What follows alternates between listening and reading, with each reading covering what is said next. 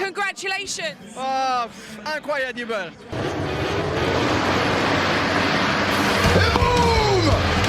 Jelly fights back. Loves to be aggressive, doesn't it? But in the future, happen something with you, will be a problem. Okay. I will be arrested. We don't need to shake hands. We are okay. Rossi now! Rossi ready now! There is going to be a race direction investigation. Et bonjour, bonsoir à tous et bienvenue dans ce nouvel épisode de la boîte à clapper, le dernier de la saison. On va vous débriefer et analyser tout ce qui s'est passé sur le dernier Grand Prix de la saison 2024 qui s'est déroulé, non pas à Valence, mais à Barcelone. Et pour ce faire, l'équipe est un peu spéciale. On reçoit comme d'habitude, vous êtes habitué, Monsieur Maxime, comment ça va ? Salut mec, ça va et toi ? J'ai patiné de ouf, mais c'est pas grave, c'est la dernière, je suis malade, tout va bien se passer. Ça va. Et je vous l'ai dit, l'équipe est un peu spéciale, c'est la même que l'année dernière pour le dernier Grand Prix, mais on se devait de l'inviter une nouvelle fois. Il a une invitation par an, il a comme un ticket d'or, il vient quand il veut. Et bien c'est le dernier Grand Prix. Comment va Monsieur Yann ? Ça va et vous les gars ? Merci pour l'invitation, je ne pouvais pas refuser, je suis comme un gosse d'être là. Voilà. Bah, merci à toi d'avoir accepté, c'est toujours très cool de t'avoir pour discuter de tout et de rien. Et là on va débriefer du coup le dernier Grand Prix de la saison. Il y a plein de choses à dire, notamment sur Jorge Martin et Pecco Bagnaia, mais ça, pour le Watch Time, ça viendra plus tard. On en parlera plus tard. Yann, je profite de ta présence avec nous pour te poser quelques questions sur l'équipe dont tu fais partie, l'équipe française du GMT, qui est engagée en Superbike et en Supersport en 2024, et qui sera, si je ne me trompe pas, engagée uniquement en Supersport en 2025, c'est ça ? Tout à fait. Avec, je sais pas si tu allais le dire, avec Luca Mayas. Oui, alors tu donnes les pilotes avant, vas-y, je te laisse donner Luca les pilotes Mayas avant. et, je mange toujours son nom, Rinaldi. Michael, parce que je lui ai demandé, en plus, comment on dit, il m'a dit c'est Michael à l'américaine. Michael Ruben Rinaldi. Voilà. Michael Ruben Rinaldi. Déjà, moi, c'est un pilote que j'aime bien, qui a de la vitesse. Je trouve ça très cool d'avoir un mec comme lui en deuxième pilote sur une 600. Je sais pas trop quelle expérience il a en 600, mais déjà, je trouve que c'est très cool d'avoir ce gars. Bah, il a passé, si je me trompe pas, parce que j'ai fait un peu les stats cette saison Superbike. En 600, je suis pas allé aussi loin parce que c'était pour le site internet du JMT, donc on a appuyé plutôt sur ses victoires et ses podiums en Superbike. Et il a roulé en Superstock, il a été champion alors du monde.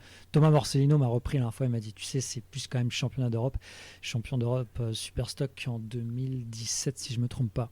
Peut-être que je dis une bêtise, mais à vérifier. Ok, bah écoute, très cool d'avoir ce gars. Et donc tu allais le dire, notamment vous allez être équipé de 2 nouvelles motos, plus des R6 comme jusqu'à maintenant, mais des R9. Alors je sais pas s'il y a... Ma question en fait c'est, est-ce que vous avez déjà eu l'opportunité de voir les motos ? Est-ce que les pilotes ont déjà eu l'opportunité de les tester ? En fait, ce qu'on attend de ça, en tout cas moi ce que j'attends de ça, c'est une réduction de l'écart par rapport au Ducati qui écrase la concurrence en Supersport. Est-ce que donc déjà il y a un premier ressenti de la part des pilotes et est-ce qu'on peut espérer des performances plus proches des pilotes devant ? Alors, écoute, il y a déjà une moto qui a roulé à Cremona avec Luca Mayas. Il n'y avait qu'une moto à ce moment-là de dispo parce qu'elles sont arrivées au Kangoo. Ça y est, maintenant à l'atelier ils ont les 2 motos, donc la deuxième est en train d'être préparée parce qu'il y aura des essais en janvier à Jerez avec les 2 pilotes cette fois. Rinaldi n'a pas pu rouler parce que lui il a encore son contrat avec Moto Corsa Ducati qui se termine, si je ne me trompe pas, le 15 décembre. Donc voilà, il peut rouler qu'à partir de ce moment-là. Bon, après fin décembre, on sait très bien que ça va être un peu chaud. Mais dans le sud de l'Espagne, en janvier, ça va le faire et il va découvrir la moto.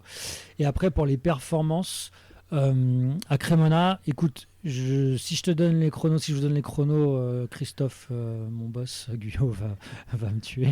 Il m'a dit de rien dire pour l'instant. Tous les ans, on lui sort des infos et il me dit je vais me faire tuer. non, mais en tout cas, le feeling de Lucas est très bon. Parce que moi j'ai voulu lui dire, je l'ai appelé, je voulais savoir un petit peu comment il avait ressenti le truc. Il est super content et il y a moyen d'avoir de belles surprises l'année prochaine. En tout cas, je vous le dis, je suis vraiment excité. J'ai hâte de voir ce que ça va donner. Moi, alors, on a toujours été honnête. Le Supersport Superbike, c'est quelque chose qu'on suit un peu moins ici, mais je trouve que cette nouvelle arrivée donc, de moto, déjà la R9 en elle-même, une moto du quotidien, m'intrigue. Et en plus, de l'avoir débarqué comme ça en compétition, c'est vraiment intéressant. Et pour le coup, je pense que la course Super Sport, je crois que c'est en Australie que vous commencez l'année prochaine. Exactement. Je pense que je vais pas l'arrêter parce que je vais vraiment avoir envie de voir à quoi ça ressemble. Maxime, est-ce que tu as quelque chose à nous dire à ce sujet? Ouais, j'ai 2 questions qui me viennent là. Je sais pas si tu pourrais répondre aux deux. Mais la première déjà, c'est est-ce que toutes les équipes Yamaha du coup vont être équipées de R9 l'année prochaine en Super Sport? Alors oui, je peux te le confirmer. Ok. Que toutes les équipes vont avoir cette moto. Il n'y aura plus de Yamaha R6. Ok. Du tout. Et la deuxième, c'est pourquoi le GMT du coup part du Superbike et préfère inscrire 2 motos en Super Sport? Est-ce que c'est une question de budget? Est-ce que c'est plus facile de montrer l'équipe et d'avoir des résultats en Super Sport peut-être? Je sais pas. Bon, il y a plein de paramètres. Déjà, il y avait une reconduction du contrat avec Yamaha qui a été négocié cette année et il y avait ce projet qui arrivait de la nouvelle R9. Donc clairement, Christophe, il était chaud là-dessus. On va pas se mentir, les 2 années en Superbike, elles ont été compliquées. Là, c'est c'est pas le press officer du GMT qui parle, mais moi, je vais vous le dire.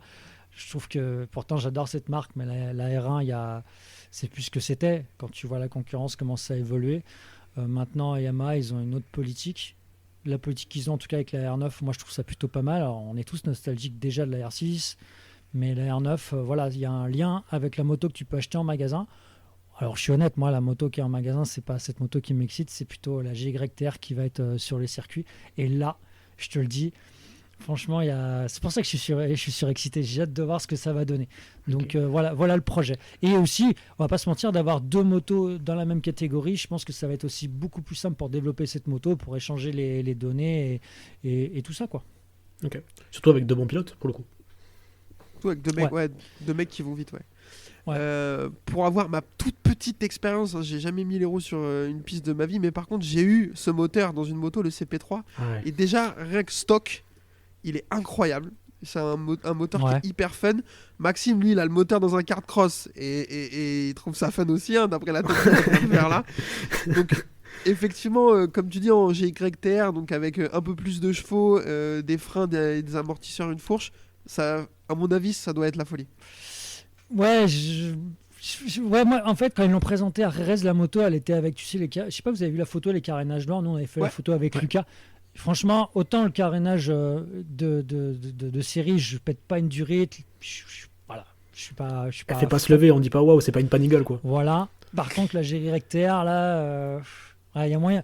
J'ai hâte de voir les décos un peu aussi des teams. Celle du GMT, bon, risque de ressembler à ce qu'on a d'habitude, mais ça va être sympa de voir avec les ailerons et tout ça. Et je me permets de me rattraper parce que je passe quand même un peu pour un con pour une LD en 600, mais en fait, c'était bien du 600 super stock. Il a fait 2 saisons qui n'étaient pas non plus incroyables. Il a eu une victoire. C'est plus après, quand il est passé en 1000, que ça a déclenché. Et vu que c'est une R9, c'est quand même bien d'avoir un pilote du Superbike aussi là-dessus. Ça va être hyper intéressant de voir ça. Carrément. Écoute, merci Yann, c'était hyper intéressant. On est très hypé pour la saison prochaine de Super Sport et notamment le GMT. On va essayer de suivre ça. Écoutez, de près. Voilà, j'espère qu'on va atteindre les podiums. C'est aussi pour l'équipe que je dis ça parce que maintenant je suis au contact de l'équipe depuis 2 ans et aussi pour eux parce que c'est pas forcément simple. Des fois, quand t'as pas forcément les performances, alors là c'était plus sur la 1000 parce que en 600 on a eu quand même des beaux résultats de Lucas. Mais voilà, c'est bien aussi pour toute l'équipe et je suis convaincu dès la première saison il y a moyen de faire des beaux trucs. Est-ce que dans un coin de votre tête vous avez le titre quelque part ou c'est vraiment pas un objectif pour le coup? L'objectif, alors je peux pas dire que c'est sur 1 an ou 2 ans, mais en tout cas sur les 2 prochaines années, d'avoir le titre de meilleure équipe, pourquoi pas. C'est vraiment ça l'objectif. Maintenant, à voir les 2 pilotes, comment ça va se passer, mais le but c'est aussi de prendre des gros points avec ces 2 pilotes-là. Ok. Manzi, il est toujours là l'année prochaine? Ouais, il t'embrasse. Ouais, Manzi, il est chaud, il va continuer avec Tenkate. Et oui, franchement, nous on a vu les courses qu'il a fait avec la R6, c'était incroyable. Franchement, ouais, ça va être un concurrent. Ouais, après, t'en as plein sur la gamme. T'as Anjou, on se pose des questions, mais Anjou reste quand même un nom. Voilà, tout le monde se pose des questions, c'est pas trop, surtout avec la blessure qu'il a eue. Voilà, il y a pas mal de questions et on verra un petit peu comment ça va se passer avec ces pilotes Yamaha. Yes. carrément, on va suivre ça de près l'année prochaine. Je vous propose qu'on enchaîne avec le MotoGP et ce qui s'est passé ce week-end. Notamment, alors je commence par quelque chose d'extra sportif, c'est une annonce qu'a fait je sais plus quel jour le MotoGP avec un changement complet de l'identité graphique du MotoGP sur les réseaux sociaux, entre autres, mais aussi à la télé, etc. Ça a fait couler beaucoup d'encre, je crois que ça a été annoncé dimanche, juste avant la cérémonie de la FIM, si je me trompe pas. C'est assez anecdotique, mais j'aime bien avoir. Je sais pas pourquoi, mais c'est un sujet qui me plaît, sur lequel j'aime bien débattre. Yann, qu'est-ce que tu penses de ça? Est-ce que ça te perturbe déjà? Et qu'est-ce que tu en penses de manière générale? Bah, j'ai pas bien dormi cette nuit. Et aujourd'hui, j'étais avec les fenêtres fermées. J'étais pas bien. Non, tu sais quoi? Mais on l'a tous vu, ça a fuité samedi en fait. Oui. Ouais. Et je me suis dit, ça se trouve, c'est une grosse connerie. Non, ils vont nous présenter un truc qui défonce. Et on a regardé la cérémonie. Déjà, pour l'annoncer, ça a duré 2 plombes. Ils ont mis une vidéo, voix off, vidéo. Vraiment, tu fais bon, attendez les gars, faut enchaîner. Et au final, on s'est retrouvé quand même avec le logo. Tout le monde a dit la même chose de Monsieur Bricolage.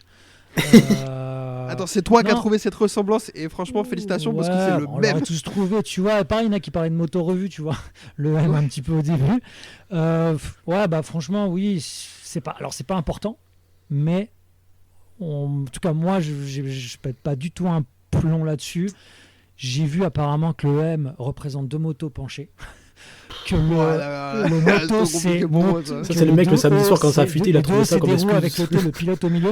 Et à un moment, l'agence de com là, à Los Angeles qui a fait Waze apparemment et American Express, bon, je pense qu'ils étaient 30 000 personnes et tu sais ce que c'est quand il y a 30 000 personnes pour donner des idées, tu te retrouves avec un truc qui est pas dingo quoi.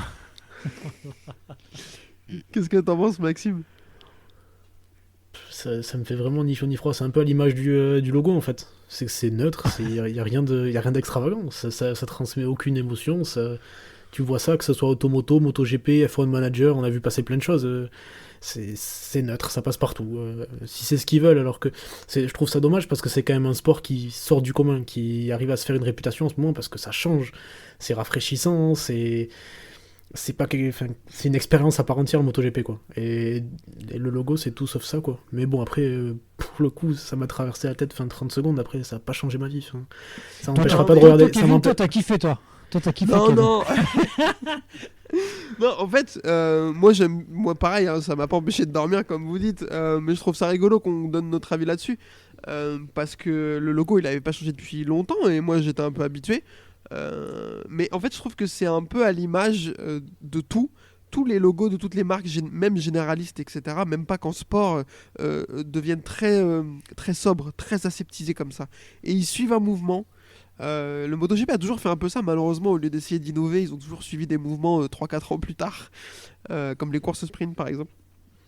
Donc je trouve ça un peu nul parce que comme tu dis Maxime, ça sort pas du lot, ça rentre dans le rang, tu vois. Donc parce que tout le reste de l'identité graphique du MotoGP, je la trouve plutôt cool. Les synthés pendant les courses et tout, ils sont bien. Enfin, il y a un bon mélange entre les couleurs et les identités des pilotes, mais quelque chose qui reste lisible, etc. Donc je trouvais ça cool. Bon après voilà, c'est comme vous l'avez dit assez anecdotique. C'est pas très grave, mais bon, c'est quand même quelque chose d'important. Ouais, c'était cool d'en parler. C'est intéressant ce que tu dis.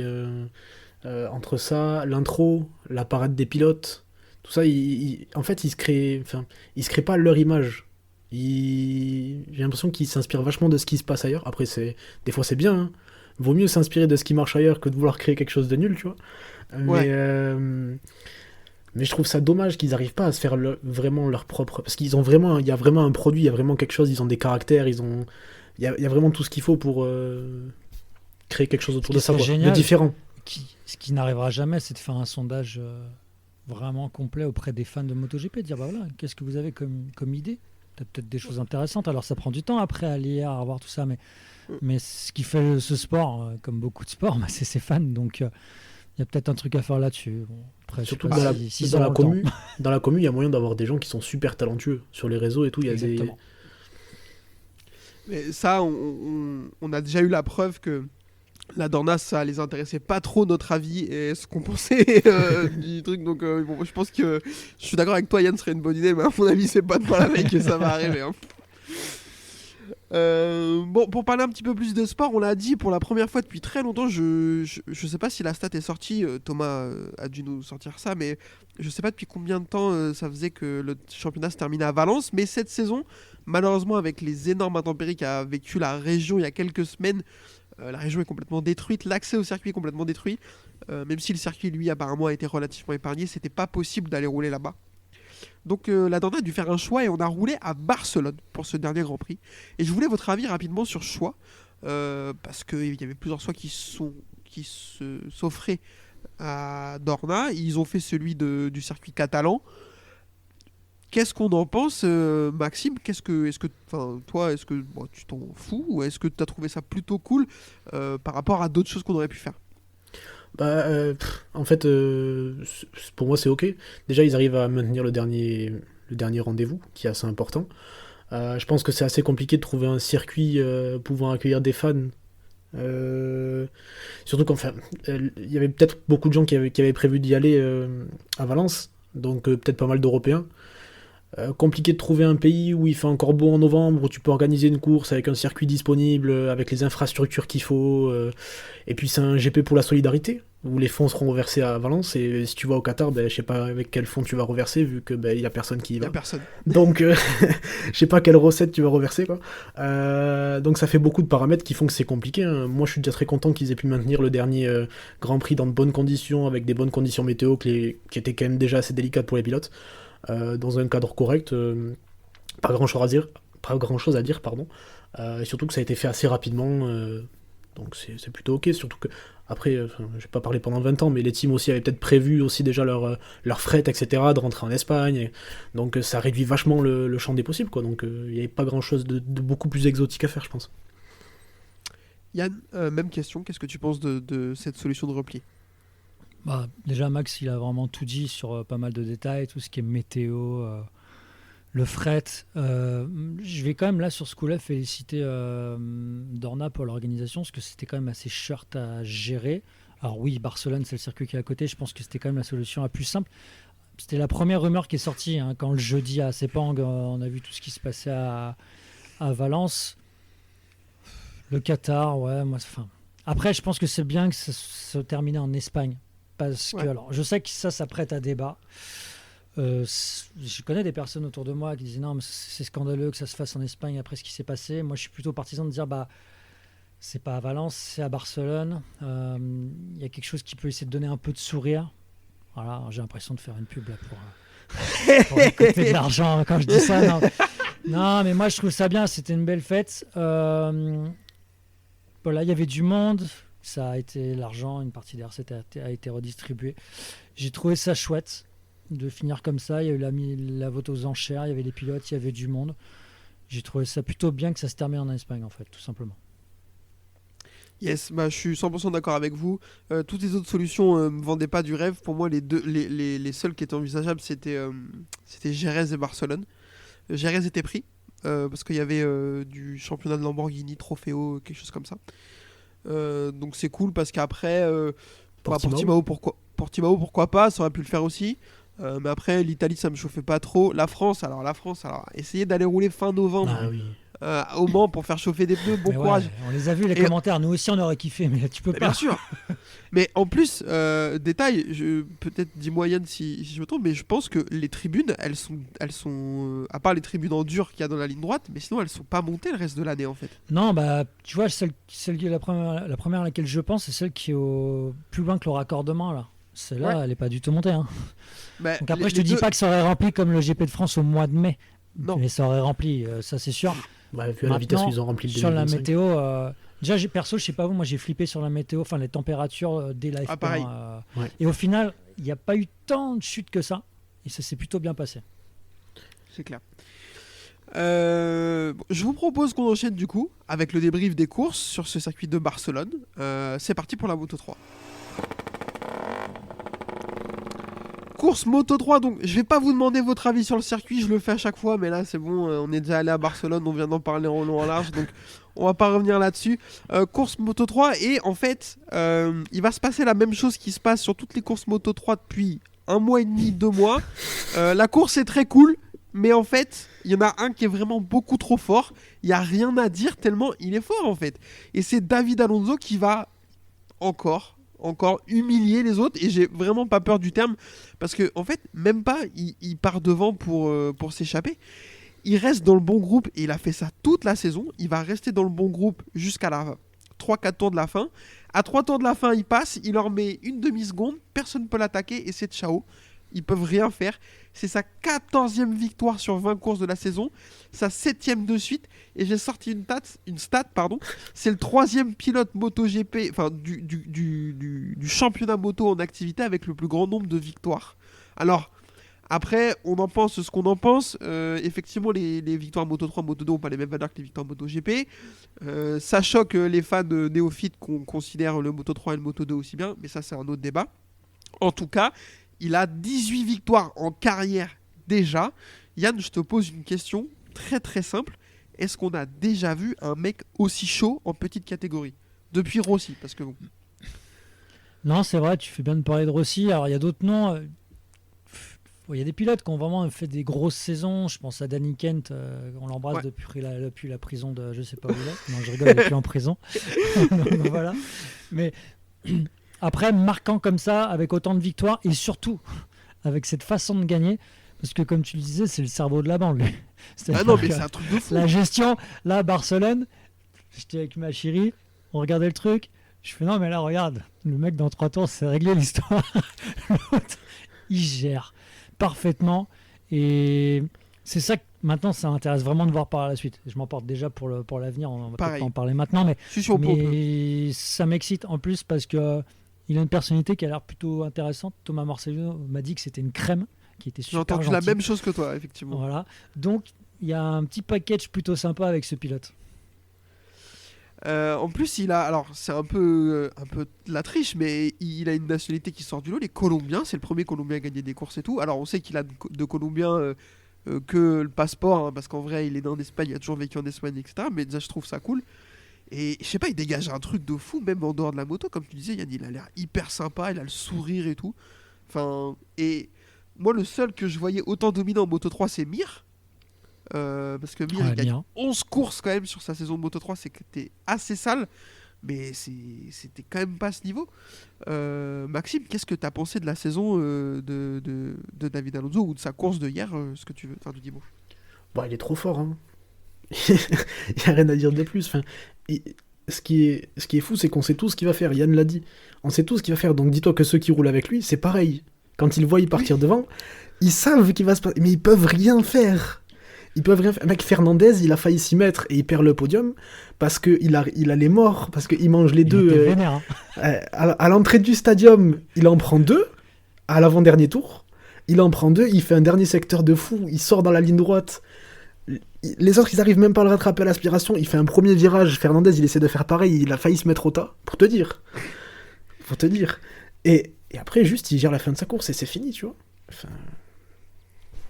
Il est vraiment, vraiment impressionnant. Je pense que visuellement, depuis Rossi, et c'est pas pour dire... alors Rossi, sa saison 2025, je l'ai pas vu en live, hein, sa saison 125, pardon, je l'ai pas vu en live, j'étais un poil jeune pour le coup, j'ai vu qu'à partir de 250.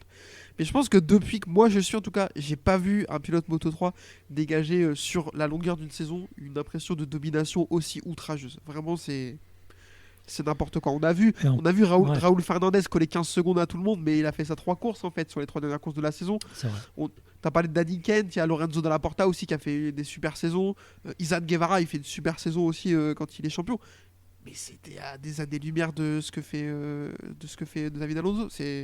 Ouais, puis c'est pas des dominations outrageuses, c'est juste intelligent. Il fait ce qu'il a besoin de faire. Ouais, mais déjà aussi, il y a un paramètre, c'est qu'on l'a vu, il s'entraîne avec Marquez sur des 600 sur les circuits de karts.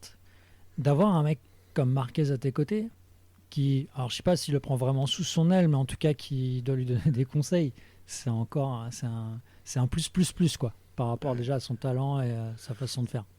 Et sur la projection dont tu parlais, Yann, sur la saison prochaine, il sera donc en Moto 2 dans le même team. Déjà ça, c'est un super atout, je pense, de garder le même team avec les mêmes, plus ou moins les mêmes gens autour de toi, parce que ça va pas être les mêmes mécanos, les mêmes ingés, etc. Mais quand même, l'équipe sera plus ou moins la même. Et je crois que c'est Louis Rossi ou Jules Danilo, je sais jamais lequel des deux, disait qu'il avait un style qui collait parfaitement à la Moto 2. Là où c'était pas le cas des derniers rookies qui étaient montés, il a un style très stop and go. Et ça colle vraiment beaucoup à la Moto 2, là où la plupart des pilotes Moto 3 avaient plutôt des styles avec beaucoup de vitesse de passage, ce qui fonctionne pas du tout avec qui fonctionne beaucoup moins avec le 3 cylindres Triumph. Donc en plus, il arrive avec vraisemblablement des bonnes dispositions pour la Moto 2. Après, moi, je sais plus quoi faire. Le mec est beaucoup trop chaud, quoi. C'est ça qui est compliqué. La question, c'est est-ce qu'il va faire mieux qu'Acosta sur sa première saison en Moto 2, quoi. Oh là, ça m'excite, ça. De savoir. De dire comment ça va se passer, quoi. Limite, pour moi, le meilleur rookie sur une Moto 2, c'est Marquez, hands down, ça, il n'y a pas de débat. Mais sinon, Raúl Fernandez fait une saison de rookie complètement folle. Ça fait longtemps qu'on n'avait pas vu ça, où il joue le titre jusqu'à la fin contre Rémi Gardner. Mais je suis d'accord avec toi. Est-ce qu'il va faire une saison entre Pedro Acosta et Raúl Fernandez? En vrai, c'est possible. C'est grave possible. Là, on dit qu'on a un crack générationnel tous les 10 ans. On a eu Rossi, après on a eu Marquez. Après on a eu Pedro Acosta, mais en fait on a attendu 4 ans pour avoir David Alonso après Pedro Acosta en fait, quoi. Bah je pense qu'il y a moyen, on verra, hein, mais on va encore s'emporter, je vais encore m'emporter, mais le MotoGP est pas si loin que ça finalement. Ouais, moi je pense. En s'important comme ça, il y a vraiment un gros shot pour les constructeurs japonais du coup. Hein. Enfin, c'est vraiment très loin du coup, pour le coup, mais il n'y a pas forcément de Ducati disponible si on se projette vraiment sur l'année 2026. C'est le moment de peut-être revivre quelque chose de sympa. C'est clair. Pour la suite du classement sur ce circuit de Barcelone, donc il va terminer devant Daniel Olgado et Angel Piqueras, Rueda 4, Yamanaka 5, Munoz 6, Furusato 7, Rulstone 8, Ortola 9 et Colin Veger 10. Tu l'as dit, Adrian Fernandez fait une super course, mais il termine que 11ème après s'être fait pénaliser pour sa sortie dans le premier virage. Sinon il termine 3ème. Ça va, le team était quand même content parce qu'il perd son podium au profit de son coéquipier. Donc au final. Ouais, puis c'est Adrien Fernandez, quoi, c'est pas non plus. Ouais, en vrai, j'étais à 2 doigts de dire chais, mais bon, après, voilà. Un petit mot, Yann, vite fait sur la saison de Daniel Olgado, par exemple, le pilote Tech 3 qu'on attendait beaucoup. Il fait une saison intéressante, un peu irrégulier malheureusement, et il monte en Moto 2 l'année prochaine. Il sera coéquipier de David Alonso chez SCF Moto. Je pense que chez Tech 3, peut-être que tu le sais mieux que moi, je sais pas, mais ils doivent être assez contents de sa saison, surtout comparé à celle de son coéquipier qui était plus compliquée quand même. Écoute, j'ai posé la question plutôt, on parlera peut-être du MotoGP je pense tout à l'heure, donc c'était plus sur Acosta. J'ai pas forcément parlé du Moto3 parce que c'est un ancien collègue à moi du JMT qui travaille sur la moto de Raúl Fernandez et je lui ai posé 2-3 questions par rapport à Acosta. Donc moi je vais plus te donner mon avis. Moi sur Olgado, je m'attendais alors ouais, c'est une bonne saison, mais je m'attendais vraiment, après il est tombé sur un os, hein. Il est tombé sur David Alonso aussi, mais l'irrégularité pour moi c'est un problème. C'est comme l'an dernier, c'est à un moment il a raté ce titre l'an dernier, pour moi le titre était pour lui, quoi. Ouais. Donc je suis un peu moins confiant. Maintenant quand tu passes en Moto 2, c'est un peu qui tout double. On verra comment ça va se passer, c'est une nouvelle dynamique. Donc voilà, je ne peux pas t'en dire plus, vraiment. Ouais, non mais de toute façon c'est très les saisons, les performances des pilotes en Moto 3 en général, elles sont assez compliquées à lire parce qu'il y a vraiment beaucoup de paramètres qui entrent en ligne de mire. Il termine quand même 2ème du championnat, une seule victoire malheureusement au début de la saison, et il commence très bien sur les 5 premiers Grands Prix. Il fait une victoire et 3 deuxièmes places, et après il met une éternité à remonter sur le podium et il ne regagne plus. Donc ouais, malheureusement petite baisse de régime, à voir ce que ça va donner sur la Moto 2. Maxime, avant qu'on passe sur la Moto 2, est-ce que tu as un pilote sur lequel tu voulais faire un petit focus, que ce soit sur le Grand Prix de ce week-end ou sur la saison? Sur la saison, forcément, Piqueras fait une fin de saison super intéressante, je trouve. Une progression super intéressante à suivre. C'est un bon shot pour l'année prochaine pour le titre, je pense. C'est un bon pilote sur qui miser. On en attend beaucoup, surtout qu'il passe sur une KTM. Donc on sait que sur la KTM, il a été très fort en Rookies Cup. Il a laissé vraiment très très peu de biais aux autres. Donc j'ai vraiment hâte de le voir l'année prochaine. Tout pareil, pour moi c'est mon pronostic pour l'année prochaine en Moto 3, parce que moi j'aime bien faire des pronostics. Vous pouvez me demander sur 2026, 27 et jusqu'en 2034, je vous fais des pronos, il n'y a pas de problème. Mais en tout cas, autant de probas de réussir sur 2034 que sur 2026, c'est ça qui est bien. Bien sûr. Mais en tout cas, oui, sa fin de saison prometteuse et le passage sur KTM font que pour moi c'est un favori assez large pour le titre l'année prochaine. Messieurs, je pense qu'on a fait le tour et surtout il y a beaucoup de choses à dire sur les autres catégories. Donc je vous propose qu'on enchaîne avec le Moto 2. C'est parti.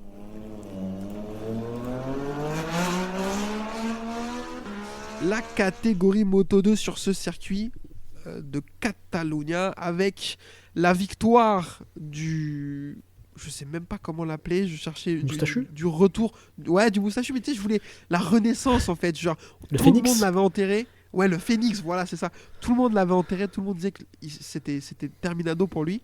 Et il va réussir à gagner la dernière course, en plus d'en avoir gagné 1, 2, 3 autres.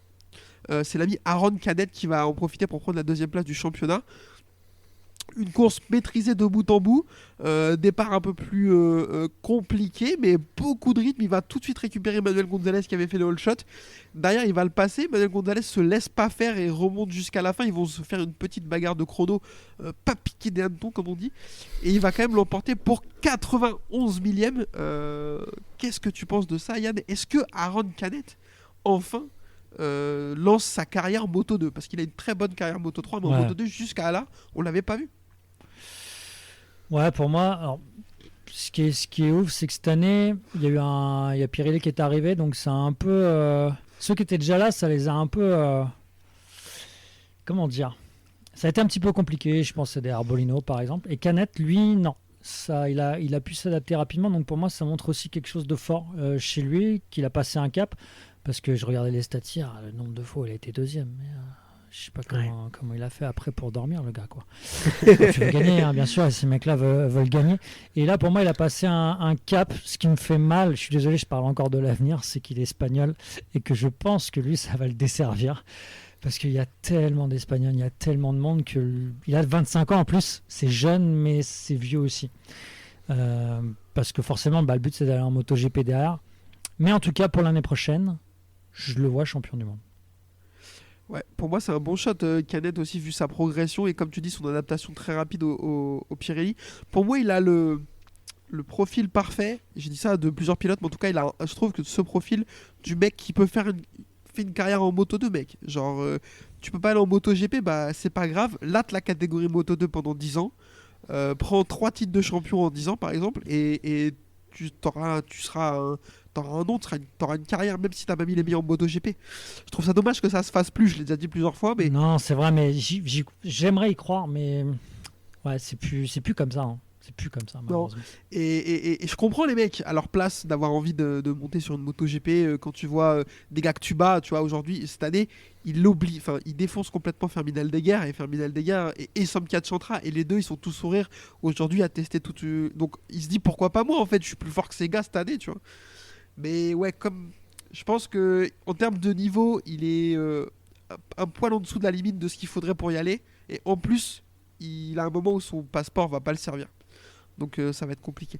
Maxime, qu'est-ce que tu penses de cette saison et de la course d'Aaron Canet? Bah, déjà, il s'en sort bien. Il fait une vraie remontée dans le premier tour, hein, parce qu'il sort 10e, je crois. Il fait vraiment un très mauvais départ. Ouais, exactement. Donc, grosse force de caractère, un peu comme toute sa carrière en fait. Le mec a jamais rien lâché et à la fin, il se retrouve à mener la course, il gère bien son écart. C'était un peu une course d'attente. On voyait qu'ils attendaient un peu tous. Ça s'est lâché un peu à la fin. Peut-être un peu peur de l'usure des pneus. Hein. En mai, c'était pas simple déjà.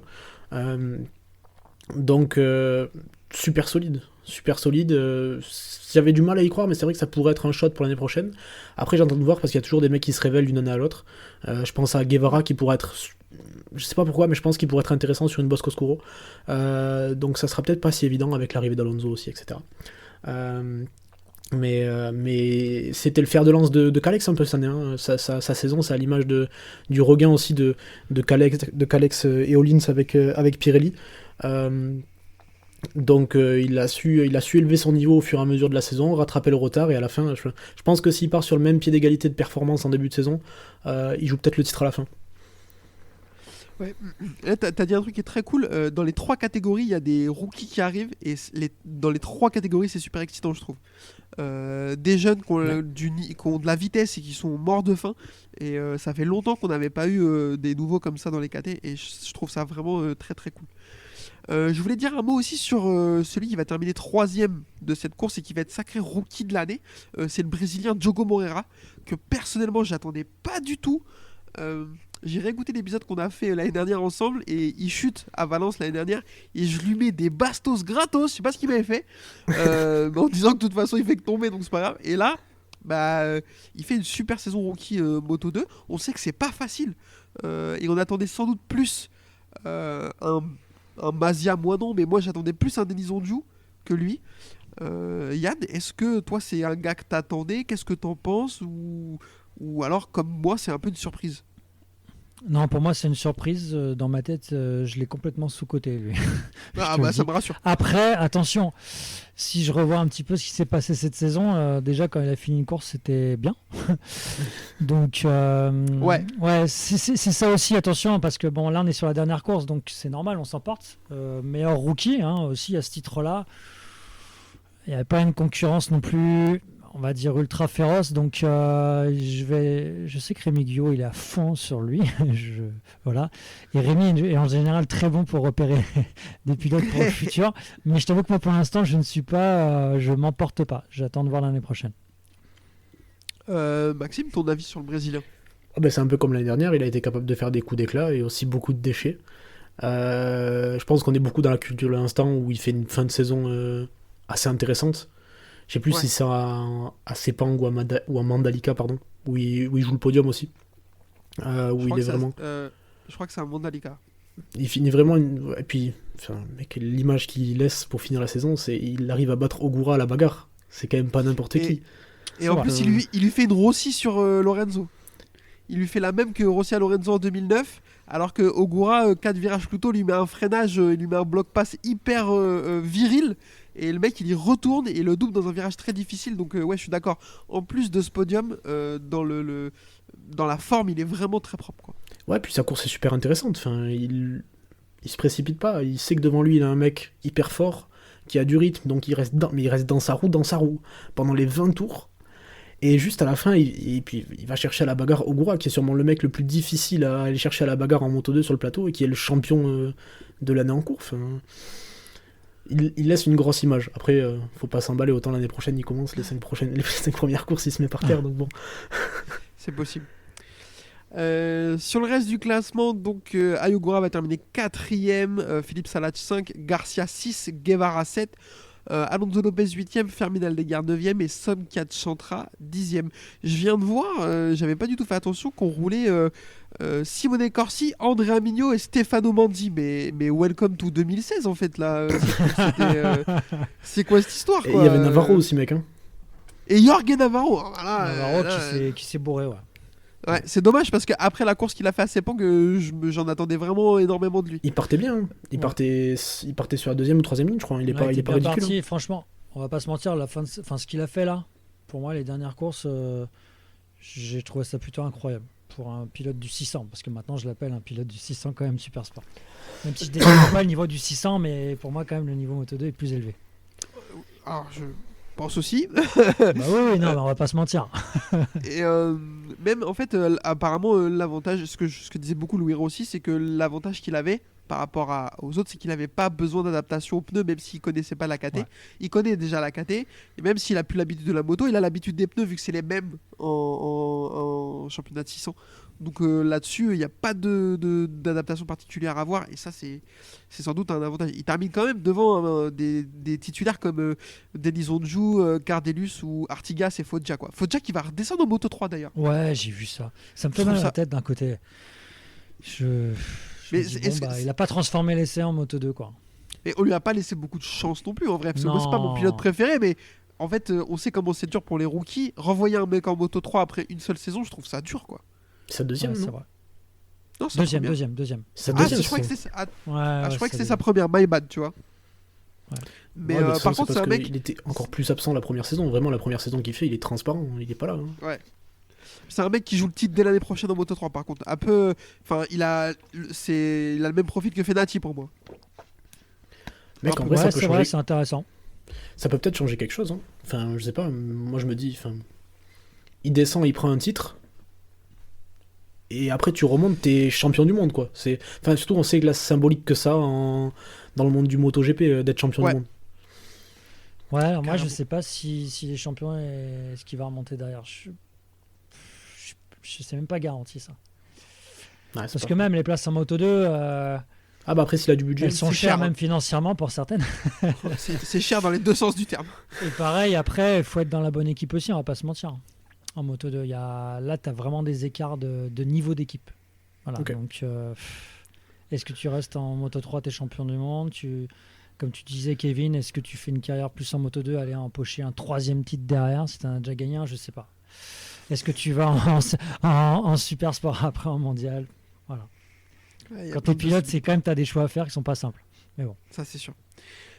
Messieurs, est-ce que vous savez, alors du coup, c'est Ayogura qui va être titré et c'est Aaron Canet qui va être son dauphin.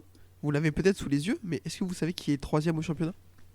Manuel. Et ben en fait, j'ai regardé tout à l'heure, j'ai complètement zappé parce que j'ai fait une fixette sur Sergio Garcia et s'il n'est pas 3e, si je me trompe pas. C'est et je Manuel. voulais à tout prix qu'il soit champion du monde. C'est Manuel Gonzalez qui va terminer Voilà, c'est 3e du championnat. C'est ça, ouais. C'était très serré hein, entre plusieurs pilotes parce que il va terminer 4 points devant Sergio Garcia et 13 devant Ferminal de Guerre et 16 devant Alonso Lopez. Donc ça c'était pour la 3e place du championnat Moto 2, il y avait une vraie bagarre et là pour le coup Sergio Garcia il l'a perdu tout seul parce que Alonso termine 2 et lui il finit que entre guillemets 6e. Donc en vrai avec une performance un peu meilleure il aurait pu terminer sur le podium du championnat. Ouais, en fait, après la déclat de son team manager qui a dit qu'il était très affecté par sa non-sélection en MotoGP, du coup, ses résultats derrière se sont complètement effondrés. Il s'est niqué une épaule je sais pas, en épluchant des carottes ou un truc comme ça. Enfin, apparemment, c'est un accident domestique. Mais en tout cas, déjà, je trouve que cette déclaration psychologiquement, déjà, si t'es affecté psychologiquement par une situation, et ton team manager il prend un micro, il dit alors, il est très triste. Je pense que ça doit pas te faire du bien. Mais moi, c'est un pilote que j'aime beaucoup. Je suis très déçu de voir ça. Je pense que Yann, c'est pareil pour toi. Ah, j'étais à fond, je le voyais chez Pramac, je le voyais champion du monde. Au milieu de saison, mais je me suis emporté, j'en ai fait des caisses. Et au final, j'aurais pas dû. Voilà, bien fait pour moi, enfin tant pis pour lui, mais on ne sait pas trop ce qui s'est passé dans l'équipe. Et en plus, il reste dans cette équipe, donc l'histoire de l'accident à la maison, pareil, c'est des petits trucs comme ça. Des fois, moi, j'ai un petit peu de mal à y croire. Le team manager qui fait une petite sortie comme ça aussi médiatique. Bon, écoute, j'espère que ça va rentrer dans l'ordre. Ça me fait penser un petit peu à Vignales à une époque en Moto 3. C'était un peu le bordel Il y comme avait eu ça. une histoire comme ça où il voulait rentrer mieux. chez lui et tout. Il y a une Ouais. histoire comme ça là, un vendredi. Ouais. Il y a eu un bail chelou. Maxime, pour conclure sur le Moto 2, ton avis sur Sergio Garcia? Ah, c'est compliqué, hein. Franchement, c'est compliqué de comprendre ce qui s'est passé, qu'il n'arrive pas à s'en remettre, parce que c'est vraiment un passage à vide et il revient pas, quoi. Il est nulle part de chez nulle part après ce moment-là.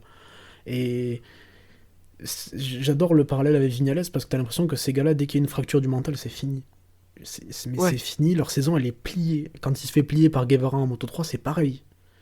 Ouais. Il se C'est vrai. fait plier de chez plier. En fait, c'est un peu dur à dire, et c'est un peu, je sais pas si on peut dire antipathique, mais pas du tout. C'est pas le terme, mais c'est pas grave. C'est pas le terme. J'ai du mal à avoir de l'empathie pour ces gars-là dans le monde dans lequel ils sont, en fait. C'est-à-dire que... Ouais, t'es un bâtard en fait. Non, c'est pas vrai. mais c'est vrai. Mais je me dis, en fait, ce gars-là, il gagnera jamais.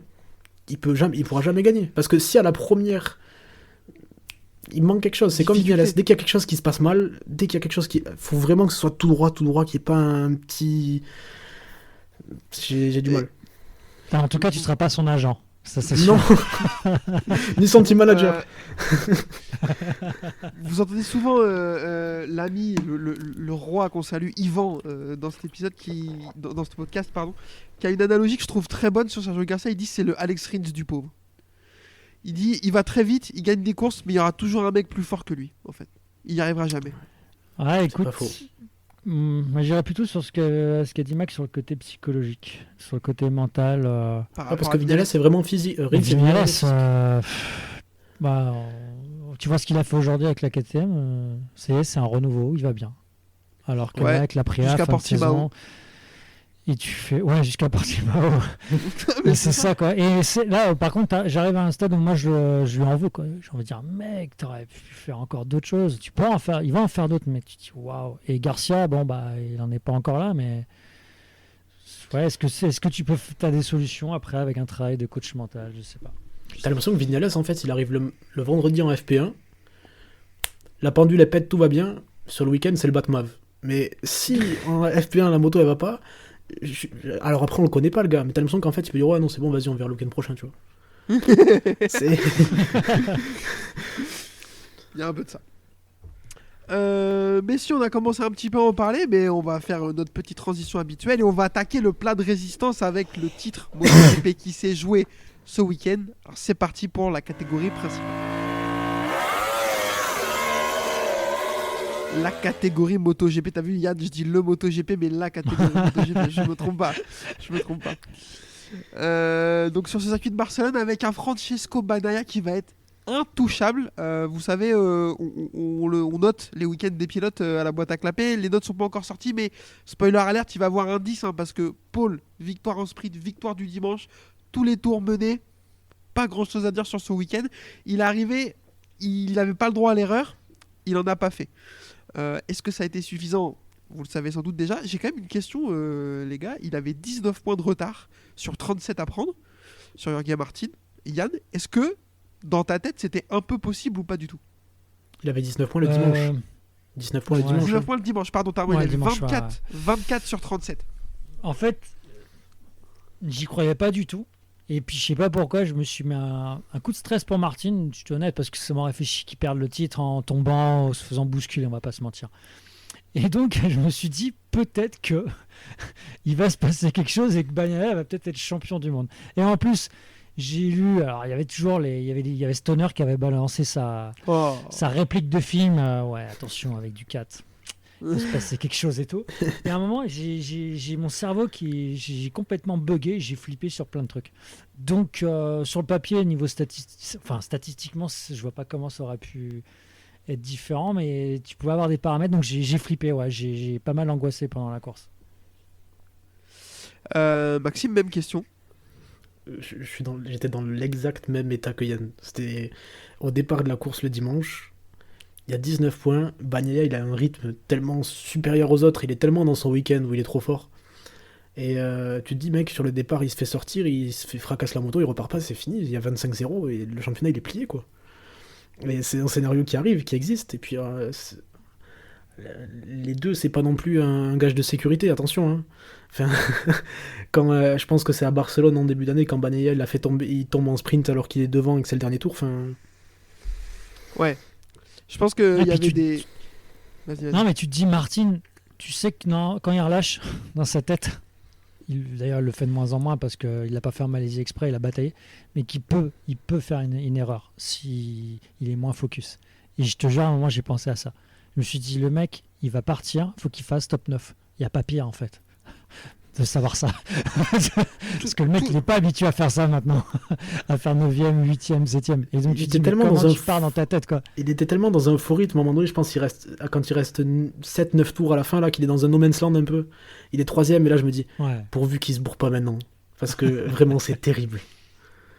Mais tout le monde m'a dit, c'est largement Bagnaia qui a le plus de pression et tout. Pour moi, tous les jours, c'est Jorge Martin qui arrive avec plus de pression. Bagnaia, en fait, fallait pas réfléchir, juste fallait tout raser. Fallait tout gagner et Inch'Allah, ça se passait bien. Martin, en fait, il avait la possibilité de se retrouver dans cette situation où il s'est retrouvé, en fin de course du dimanche, à calculer. À savoir, attends, mais là, est-ce que je suis bien, etc. Combien de points il me faut? Et c'est le pire scénario, c'est le pire truc mental dans lequel tu peux te retrouver pour rater un point de freinage de 3 mètres et de sortir, en fait. Exactement.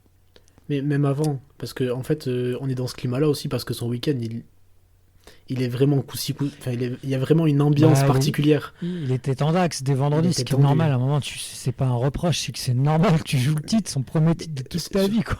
C'est ça, puis MotoGP, quoi. Je me suis noté, il était bien plus fébrile en fait que à son habitude en fait. Il a eu du mal à trouver un setup, ses qualifications sont il pas veut trop en faciles. faire. Ils font même en qualif, ils se ratent. Mais ils font n'importe quoi en qualif. Le premier run, il se rate et le deuxième, il se rate aussi. Quand il est rentré au box, hein. Il était nerveux, hein. Ah bah ouais. Donc ouais, c'était pas facile, il a réussi à tenir le choc. Et ouais, Aleix Espargaro lui donne sa roue. Alors là, si on m'avait dit ça un jour qu'Aleix Espargaro donnerait sa roue à Jorge Martin pour qu'il fasse un temps, non mais t'hallucines quoi d'en arriver là. Après je les comprends, enfin, je comprends Jorge Martin, etc. C'est vraiment le niveau de pression, c'est la journée la plus difficile de sa vie qu'il a passé. Enfin, samedi et dimanche, c'était une catastrophe.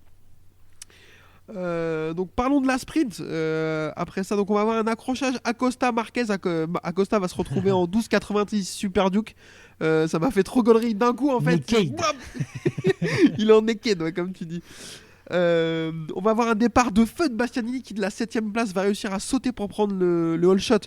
Mais en fait, moi j'avais dit, tout le monde disait ouais, attention à Marquez, qu'est-ce qu'il va faire, Aleix Espargaro, tout. Je fais mais non, mais avec le CV d'assassin qu'a Bastianini, en plus il jouait la 3ème place au championnat, il a fait un départ de fou furieux. Il avait déjà fait la même chose à Barcelone l'année dernière, il avait blessé des gens, donc, dont lui-même.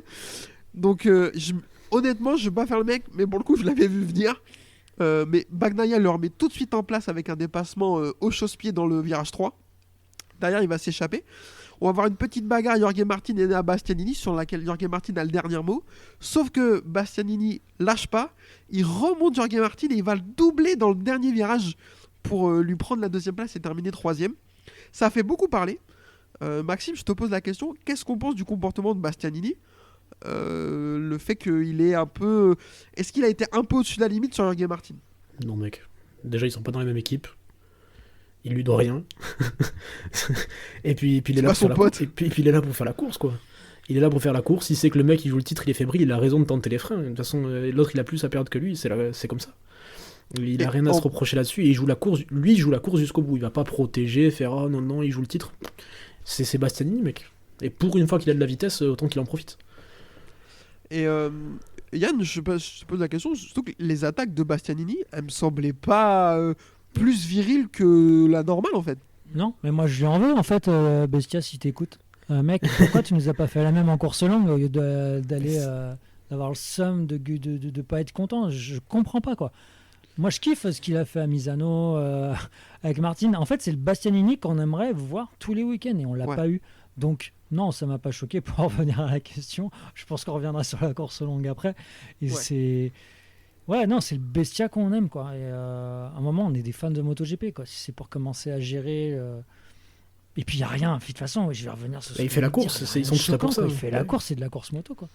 Encore qu'on discute du dernier tour de Misano versus Jorge Martin, je comprends. Moi, ça me choque pas spécialement, mais je comprends qu'on ait une discussion. Là, je veux dire...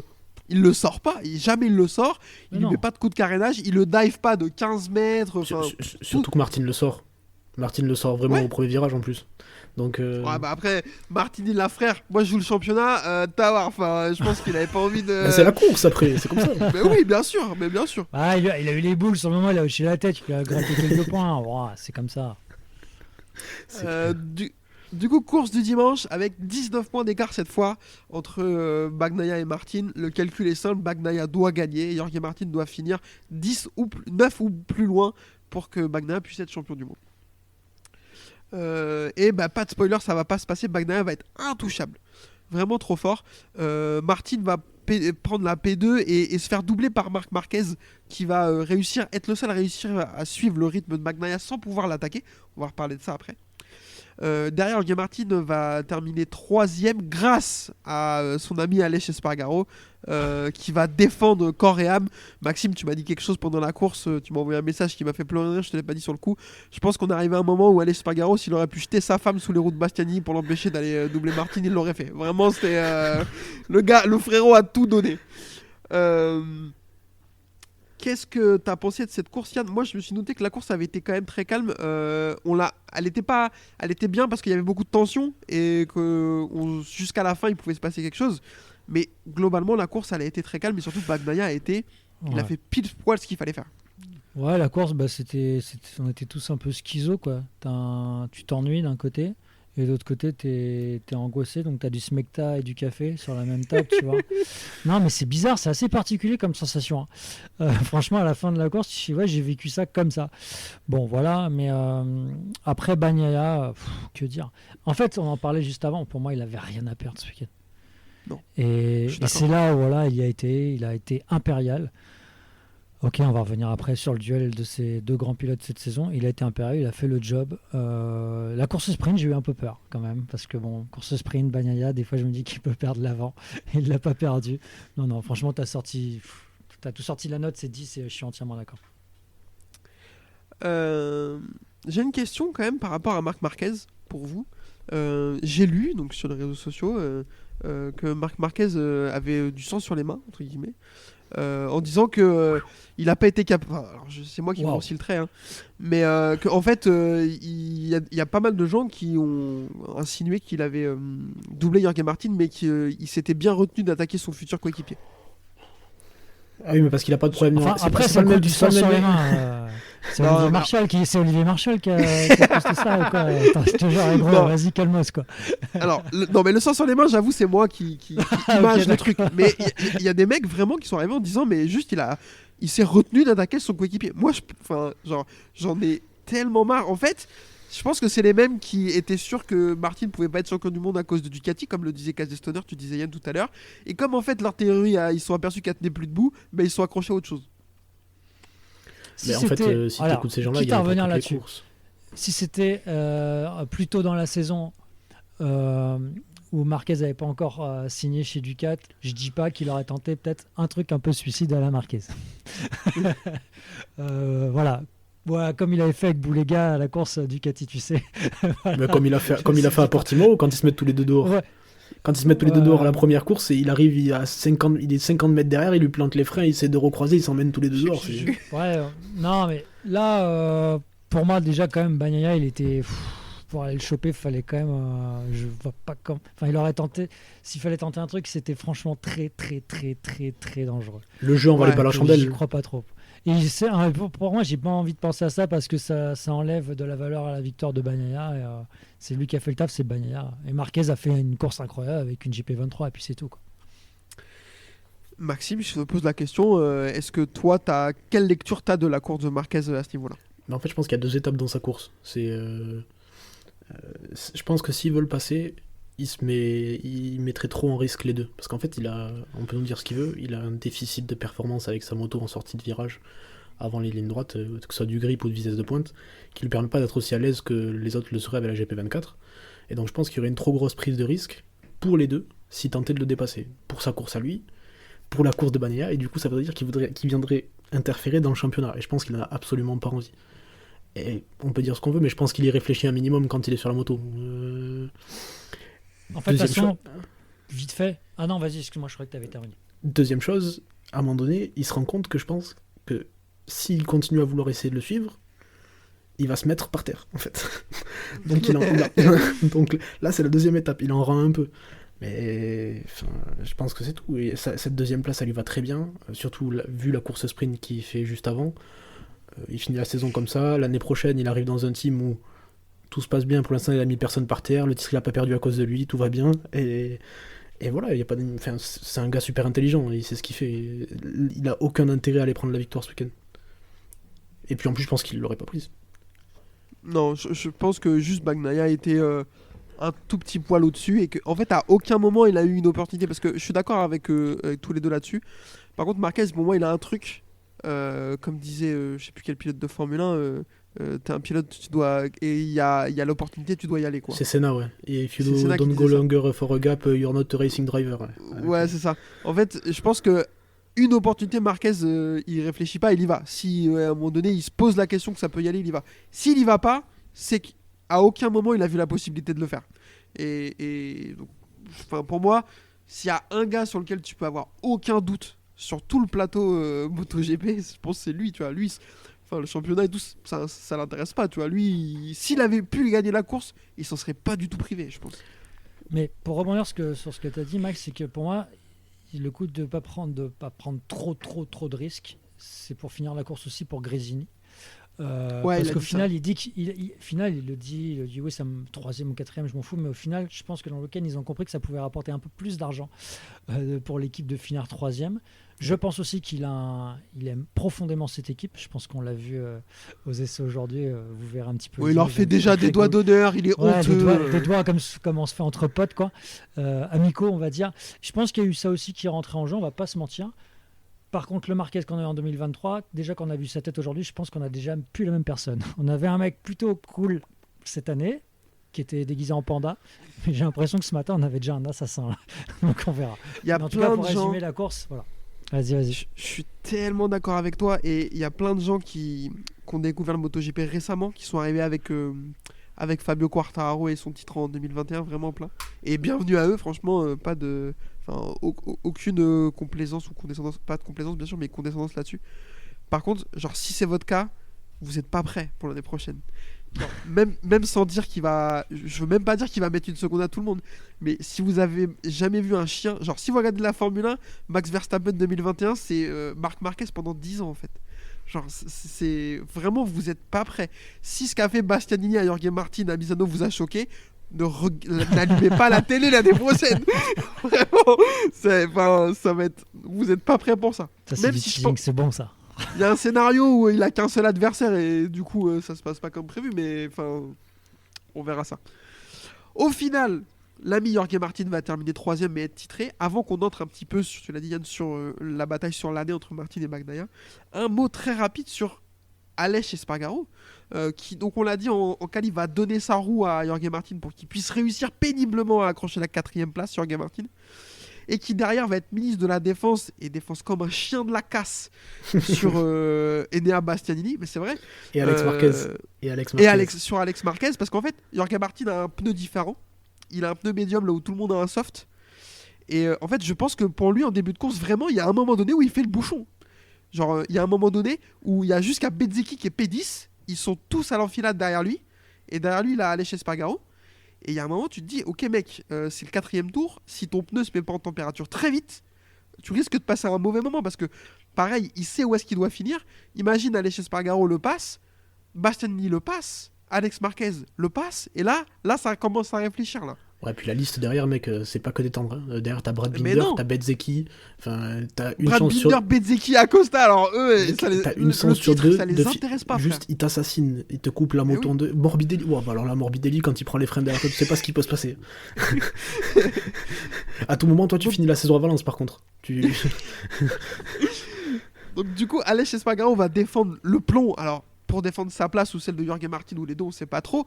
Vu l'amitié qui est entre les deux et le comportement d'Aleix Espargaro après la course qui vient lui sauter dans les bras, etc., on peut se douter qu'il y avait un peu d'aide à son Bah, les avis. mecs, ils ont croisé leur pipi il y a 10 ans, c'est des potes, tu vois. Donc, Ouais. Qu'est-ce qu'on pense de ça? Vraiment, j'arrive pas à me faire un avis. Est-ce que c'est grave? Est-ce que c'est pas grave? Est-ce que de toute façon on peut rien y faire? Bah, je suis pareil que toi. Déjà, il y a une chose, c'est que déjà, en qualif, ils y arrivent pas. Hein. Enfin, Ouais. déjà, il fait une stratégie avec Aleix Espargaro, donc... Déjà. Le premier run, il est cata. Parce qu'on sait pas pourquoi sur le tour de chauffe, là, de sortie, l'être il s'arrête en plein milieu, il lui fait des signes, il se double, il se redouble. C'est n'importe quoi. Ils sont garés. Et sur le deuxième, il le satellise. Il l'attend pas. Genre, il lui met, je sais pas, il lui met 10 secondes, je crois, à un moment donné. Il n'est plus dans sa roue du tout. Déjà. Et après, bon, bah, faut compter sur bien sûr, sur le départ à la sprint. Vraiment, je pense au bout de 20 mètres, il était déjà 10ème. Donc là, ben. Donc après, fallait forcément qu'il se rattrape le dimanche. Et. Après, sportivement, moi, je suis pareil que toi, je sais pas trop me prononcer. Mais je trouve que sportivement, c'est un peu moyen quand même. Qu'est-ce que t'en penses, Yann? Alors attention, moi j'ai découvert que j'avais un syndrome en fait, il y a pas longtemps en discutant avec un pote, c'est que j'aime bien défendre les mecs que tout le monde déteste. Non vraiment, hein, depuis très longtemps je me rends compte de ça quoi. Et donc j'aime cette tête de mort d'Aleix Espargaro parce que c'est une tête de mort, on va pas se mentir, dans ses déclats, dans pas mal de choses. Voilà, vraiment. Et là sur la course, bah écoute, il a défendu son pote. J'ai l'impression de regarder une vieille comédie des années 90 sur l'amitié, un film français. Et j'ai trouvé ça plutôt ça m'a pas choqué en fait. C'est juste pour dire, je vais pas te dire que c'était bien, mais ça m'a pas choqué. C'est plus après Bastianini qui m'a gavé, encore plus ma chérie qui a pété une durée dans l'appart quand je lui ai donné les déclarations de Bastianini. Donc non, écoute Aleix, rien que pour vous embêter, j'allais dire un autre mot, je vais le défendre et dire que moi ça me dérange pas ce qu'il a fait de défendre son pote. Déjà moi je te rejoins sur un point. Alors effectivement je l'apprécie pas trop, mais je trouve qu'il a un côté un peu magnétique, un peu attachant, tu vois. il a un intérêt. T'as envie de le regarder, t'as envie de le détester si tu l'aimes pas. Enfin, tu vois, Ouais. il a quelque chose. Il est charismatique en fait. Moi, j'aime bien les pilotes qui ont une grande gueule. Sauf que, bon, donc c'est son cas. Mais des fois, alors oui, la déclaration de Bastiani après, elle est dégueulasse. Sa réponse, elle est minable. Mais vraiment, elle est minable sa réponse à Aleix Espargaro. Je sais pas si tu l'as vu. Sur les 3 secondes.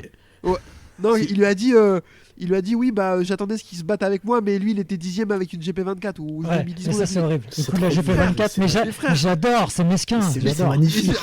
Et c'est magnifique. Frérot, il t'a éclaté toute la saison, il te colle 150 points, ferme ta gueule quand même à un moment donné, tu vois. Et genre, là, il a mis une cartouche et il se barre, le mec il prend sa retraite, il va finir pilote de développement. C'est incroyable libre. de faire ça. roue libre. Donc ouais, bon, je sais pas trop où me prononcer. Mais Effectivement, je pense que tu peux pas l'empêcher. Tu peux pas l'empêcher. Le fait que ce soit deux mecs de teams différents, ça me perturbe un peu. Mais c'est deux potes. En vrai, tu peux pas l'empêcher. Enfin, qu'il donne sa roue en qualif, ça me choque pas. Ce qu'il fasse ça. Après, il peut tellement dire ouais, j'ai défendu ma position, ce qui s'entend. Mais bon, c'est très bien le but final. C'était de donner l'opportunité à Martin de chauffer son pneu, quoi. Surtout que pour le coup, là, il a vraiment réussi ce qu'il voulait faire parce que il fait sortir Bastiani de sa course. Parce Ouais. qu'il se manque au premier virage et après il revient plus jamais. Il est... Ah, c'est aussi pour ça que Bestial a pété une durite à la fin. Et Marquez, le sang-froid de Marquez. Parce que mec, il fait les 6 derniers tours ou 7 derniers tours en fermant les portes. Hein. Mais c'est le nombre de fois où, je sais pas, le virage sortie stadium là, où Marquez en fait, il vient même à essayer de lui faire l'extérieur. Parce que il a la corde dans tout, à chaque fois, tous les tours, il fait toutes les cordes, il ferme. C'est... Et tu sais que sur ce circuit, quand même, faire ça, c'est. Ouais, il y a beaucoup Ouais, de c'est possibilités fort. de dépassement sur le circuit. Dépassement. Et Alex Marquez, en plus, c'est un chien aussi hein, quand il a envie. Hein. Enfin, je Ouais, veux dire, mais c'est pas, Oui, c'est pas le il a dernier à l'air- mettre mais des coups de il est coude. Hein. dans la fratrie, il fait le gentil, mais c'est un clébard aussi. Oh bah oui. Mais s'il y a bien un avantage à avoir la Aprilia, je pense que c'est ça aussi. C'est qu'ils ont un grip monstrueux. Genre, c'est un rail. En sortie de virage, il avait un grip, mais que c'était. Ouais, ouais. Bah, surtout sur ce circuit. Sur le circuit, elle est toujours bien. Exactement. Sauf Vignales. Enfin, faut pas parler de Trackhouse non plus, quand même, parce que. Un petit mot, du coup, ou un gros mot, comme vous voulez, sur la saison de Jorge Martin et de Francisco Bagnaia. Du coup, le titre va s'être joué sur la dernière course. Déjà, premièrement, merci messieurs, parce que c'est ça qu'on veut.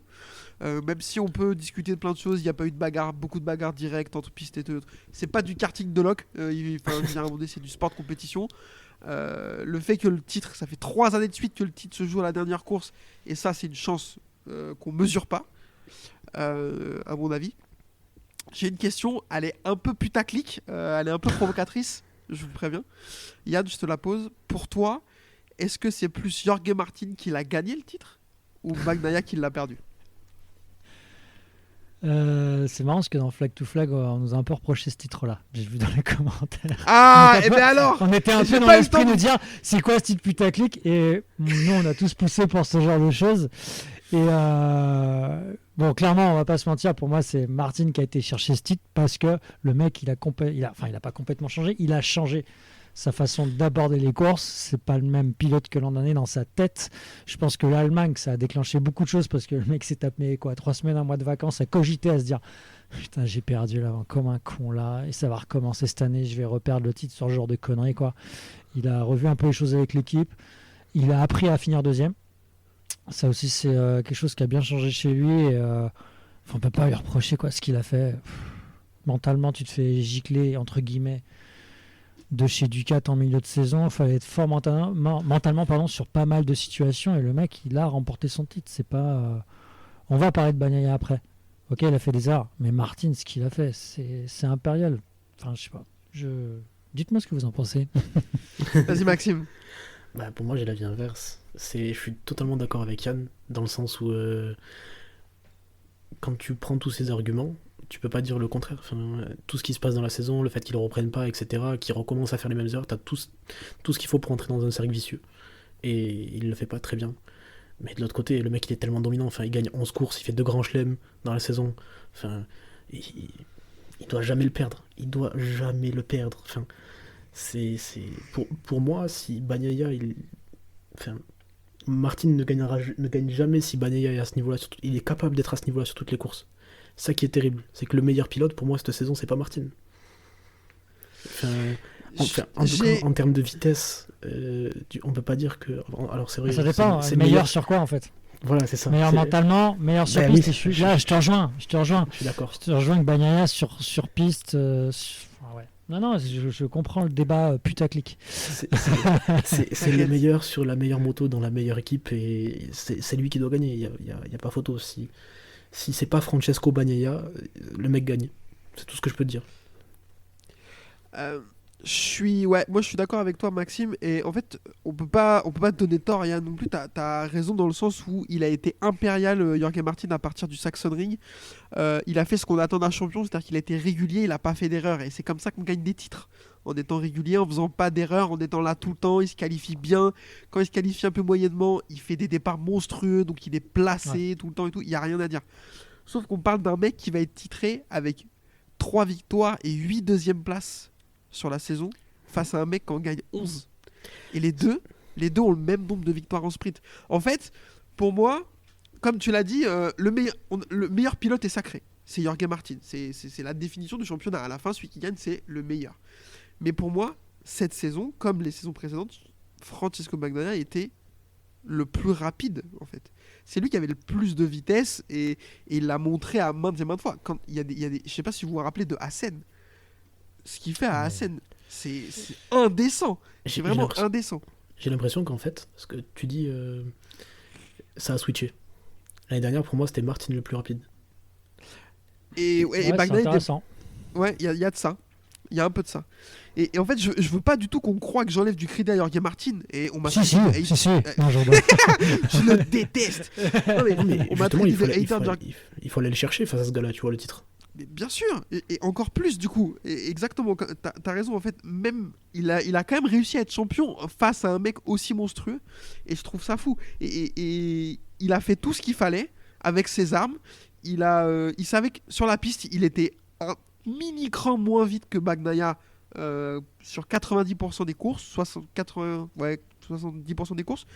Mais il a fait le reste, c'est-à-dire que Bagnaia était friable, a fait des erreurs, beaucoup d'erreurs. On parle quand même de plus de 6 chutes.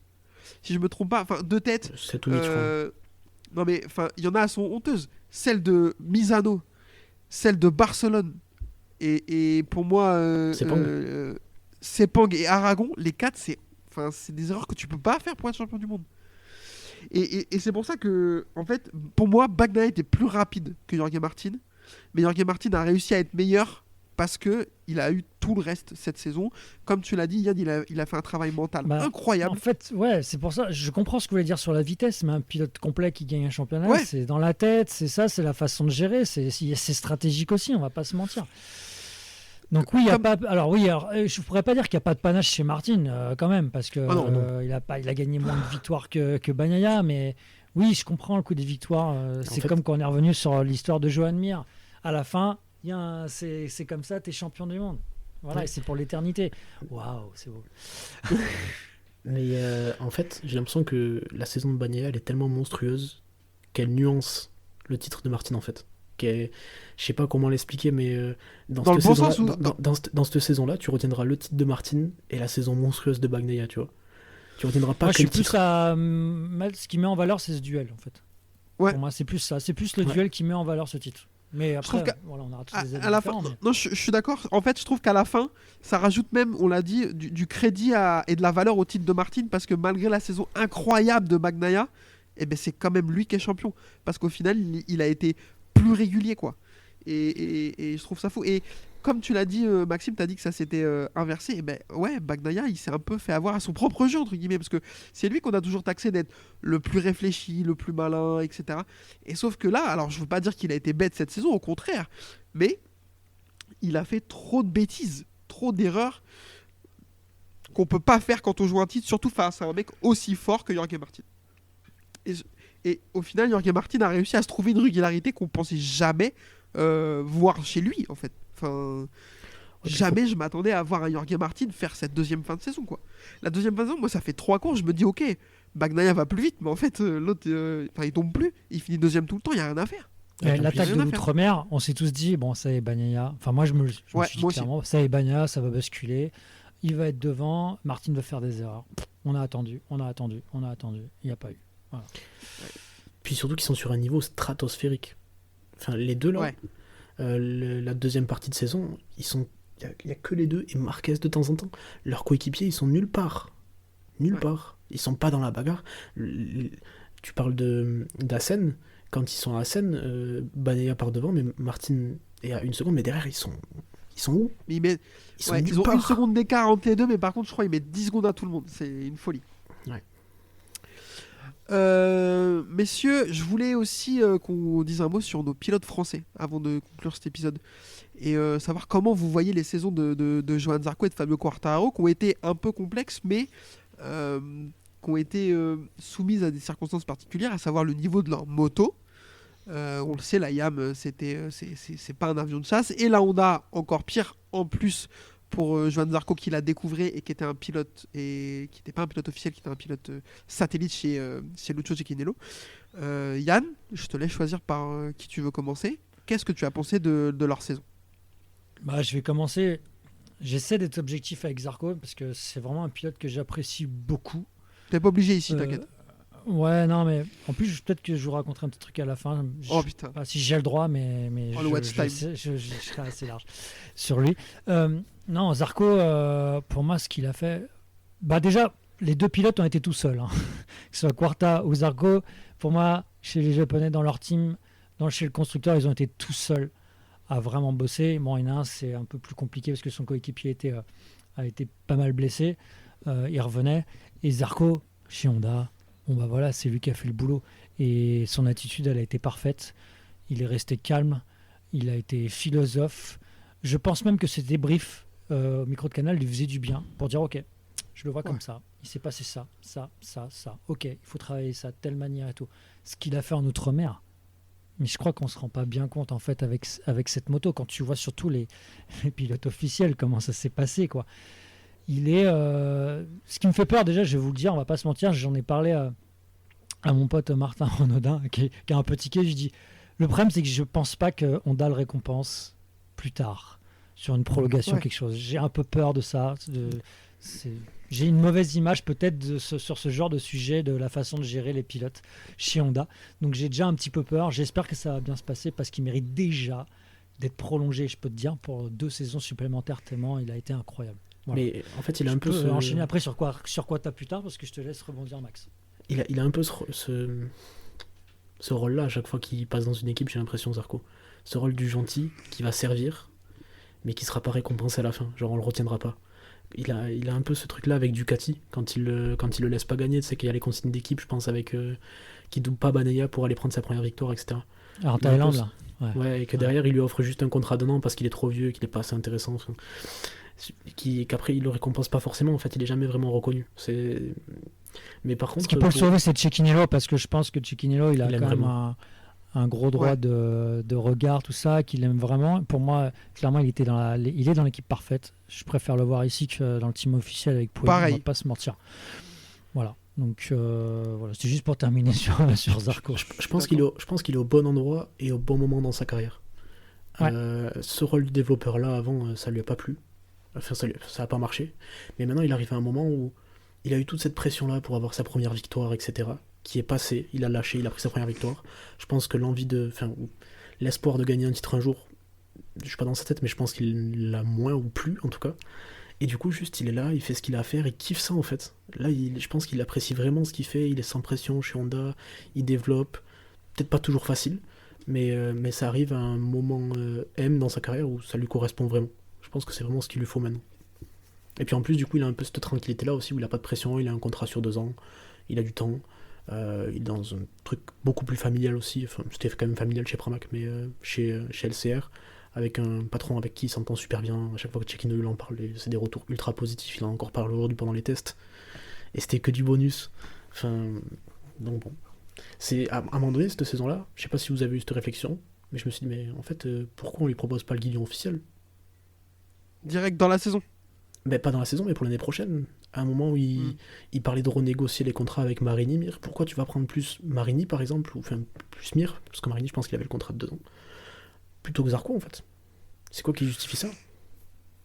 Mais alors je suis d'accord avec toi, du point de vue de Honda je comprends pas trop, du point de vue de Zarco et de Cecchinello je comprends complètement qu'on n'ait pas envie de ça quoi. Ça fonctionne, il se fait plaisir en plus. Il a l'air de... enfin, quand tu regardes Team Zarco, il a l'air de kiffer. Tu l'as dit, il y a les débriefs, c'est des bonbons et tout. Enfin, vraiment, j'ai l'impression que même si elle n'a pas été parfaite, elle a été crescendo la saison parce qu'il a fini plutôt bien. Et qu'en plus, étonnamment, il a aussi pris du plaisir en fait. Parce qu'en Ça, début de c'est saison, c'était dur de le voir aussi loin. Ouais. Et lui, tu vois, il a été. Je parlais de philosophie, je sais pas si c'est le bon mot, mais en tout cas, il a été calme et il est récompensé à la fin, quoi. C'est incroyable. Ouais, il a fait des Q2 direct, notamment ce week-end. Il a fait un Ouais. top 10. Enfin, voilà, c'est très Parce qu'au début, les images, elles Il a étaient pris des dures, hein. roues de Marquez dernièrement et ça, j'ai kiffé. Je kiffe quand il prend des roues. C'est exactement ce qu'il faut faire. Mais oui, bien sûr. Tu sais, La dernière, toute sa carrière en MotoGP, on hurlait parce qu'il se laissait prendre des roues. Tu sais qu'il y a d'autres pilotes que Martin lui prenait sa roue quand il était chez Pramac et du coup il faisait mieux que lui en qualif, etc. Ah, maintenant c'est lui qui prend des roues, on s'en bat les couilles, mec. C'est clair. Enfin, C'est clair.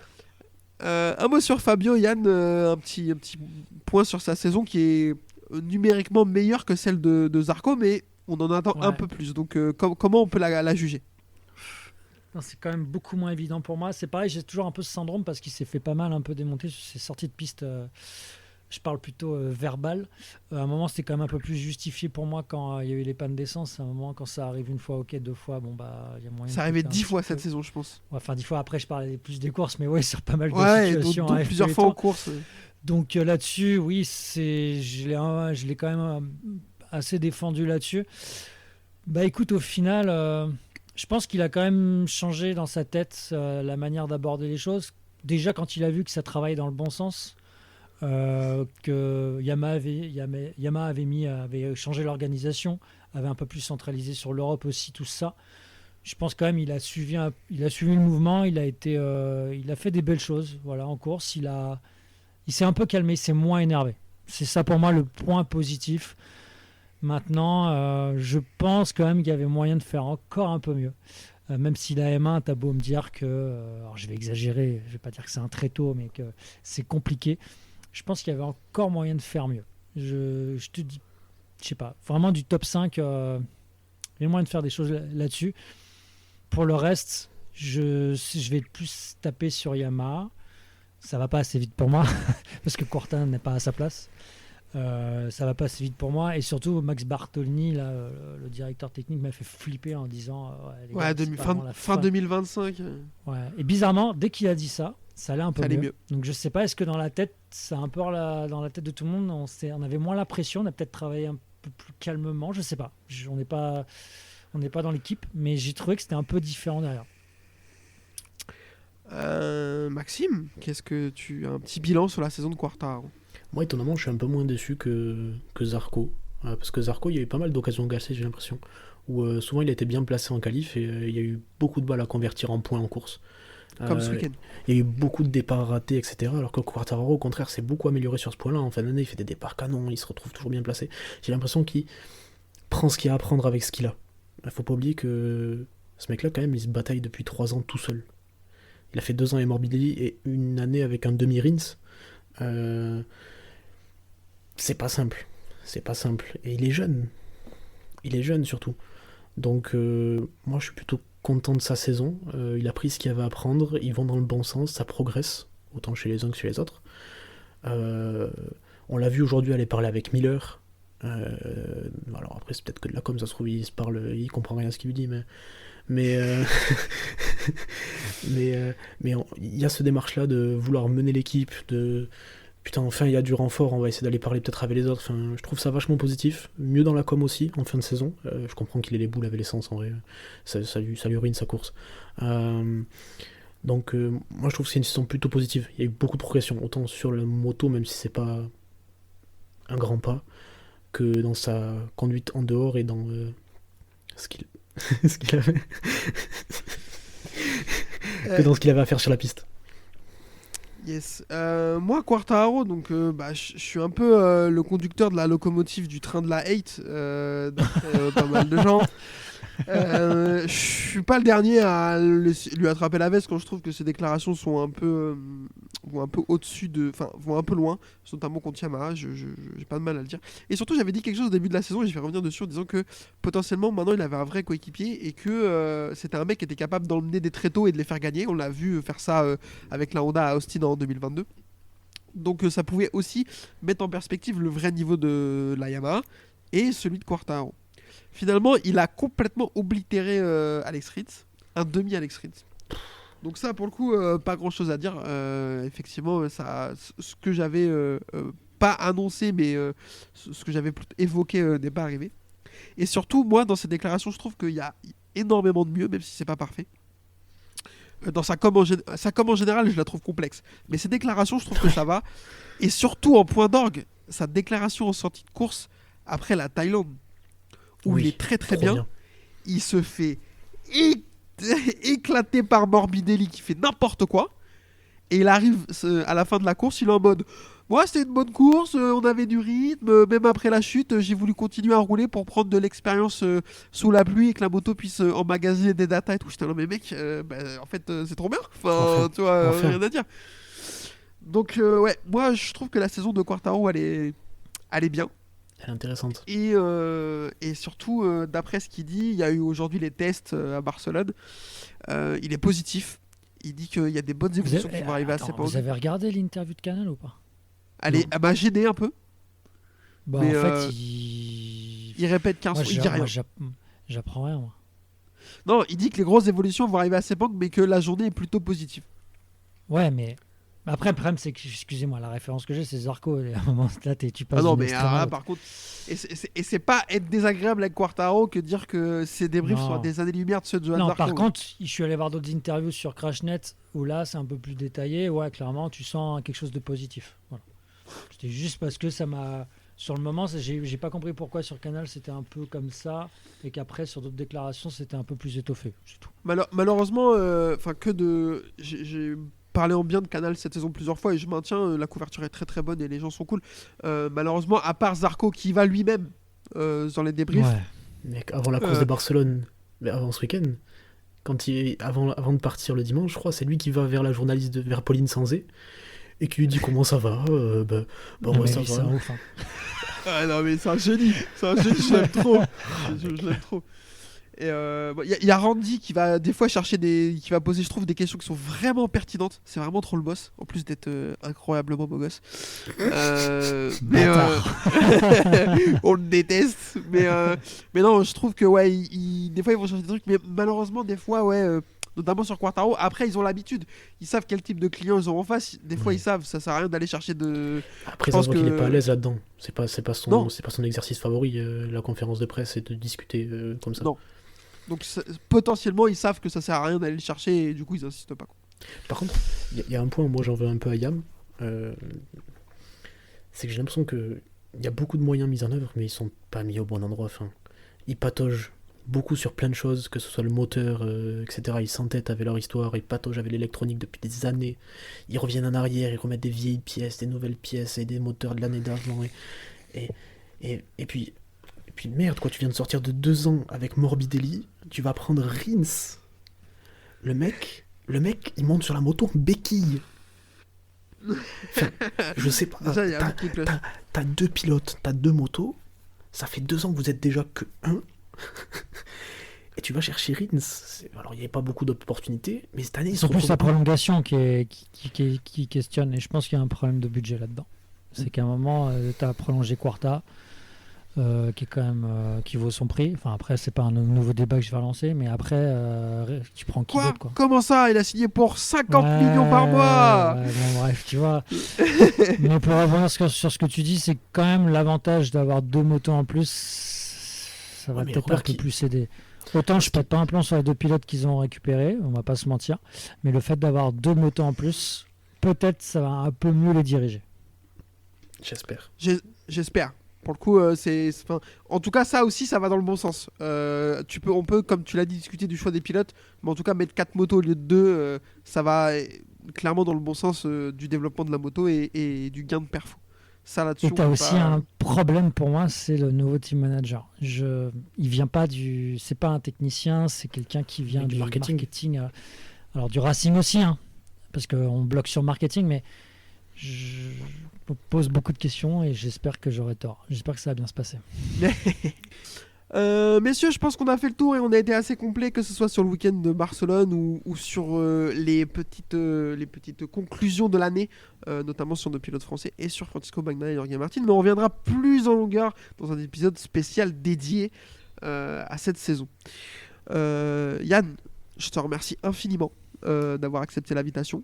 On peut te retrouver tous les lundis soirs sur Winamax TV, c'est ça? Exactement, déjà, merci pour l'invitation, les gars. Je t'en prie. Sur Winamax, tous les lundis après les courses, il y en aura un peu plus l'année prochaine. Je vous promets, les amis, qu'on va se débrouiller pour que Kevin puisse venir au moins sur une ou deux émissions. J'arrive plus à parler. Ce serait bien cool. Après, voilà, il y a un peu une distance au niveau géographique, donc à voir. Faut tout plier ça. la carte. Ouais, c'est ça. Non, mais voilà, ça peut être vraiment, vraiment sympa. Et puis, il y a la saison avec le GMT 94. Bon, on en a parlé en début d'émission de podcast. Et avec Martin Renaudin aussi. Je suis surexcité. J'ai hâte de voir ce qui va se passer. Demain, je sais pas quand est-ce que vous allez diffuser le podcast, mais on va annoncer ce qui se passe pour Martin. Et il y a des trucs cool. Donc voilà. Eh ben trop bien, Alors en plus, je te poserai la question off, mais j'ai très envie de savoir ce qui va se passer pour Martin, parce que j'ai vu 2-3 bribes de choses sur les réseaux sociaux. Mais tu veux le poster quand Je pense vendredi. C'est bon, alors je peux vous dire. Vas-y. Martin va déjà en Superbike, il va être dans un team, ce sera plus sa structure. Il sera dans la structure du RAC 41 qui est déjà en endurance, qui était déjà existante en FSBK, mais là qui va avoir avec le soutien de Honda. Donc c'est une nouvelle étape pour Martin, il aura la moto de l'année. Des techniciens, enfin voilà, ça va changer, c'est une grosse étape pour lui. Et en endurance, il va rouler sur la Tati avec Hugo Claire et Randy Krumenauer. Donc voilà, il y a un gros changement pour lui parce que voilà, ça sort de la structure familiale, que cet hiver il est un peu moins tendu. Alors faut continuer à trouver des partenaires pour continuer tout ça, pour vivre aussi, hein. Mais voilà, je suis super content. Et surtout, maintenant, l'objectif, vous savez, hein, ça reste un pilote, c'est qu'il veut être devant, donc on va voir comment ça va se passer. Et du coup, Tati, Eh ben, on a hâte de voir ça. question, Tati, c'est EWC ou Superstock encore? EWC. Ah. EWC, justement, c'est ça, parce que sinon, il serait resté sûrement avec le rack, mais là, ça va lui permettre d'avoir de l'expérience sur une EWC, c'est l'objectif. Et on a tellement hâte de voir ce que ça va donner. Ah oui, tu m'étonnes. tu m'étonnes, j'imagine.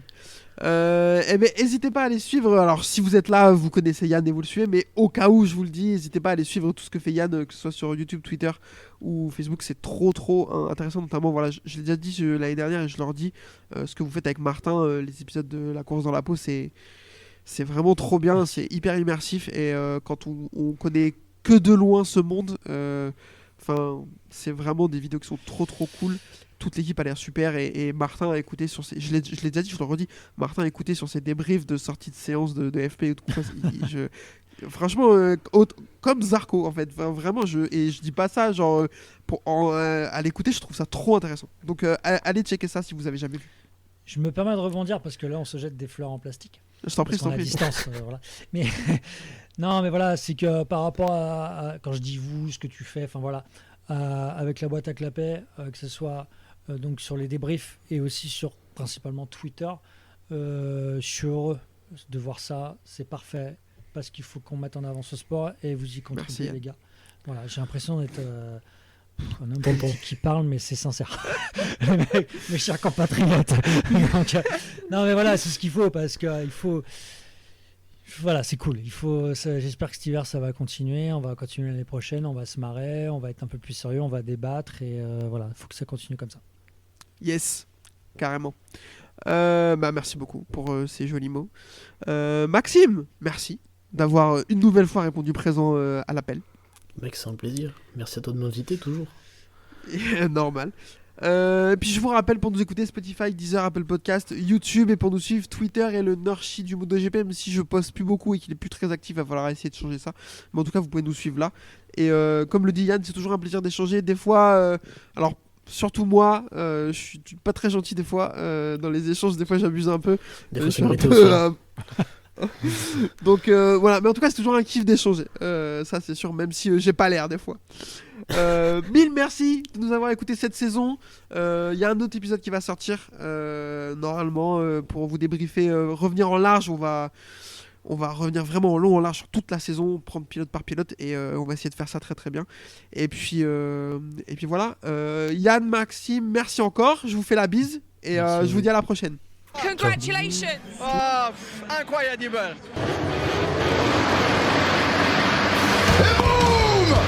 Simoncelli fights back. Loves to be aggressive, doesn't it? But in the future, happen something with you, will be a problem. Okay. I will be arrested. We don't need to shake hands. We are okay. Rossi runs him out. Rossi ran him out.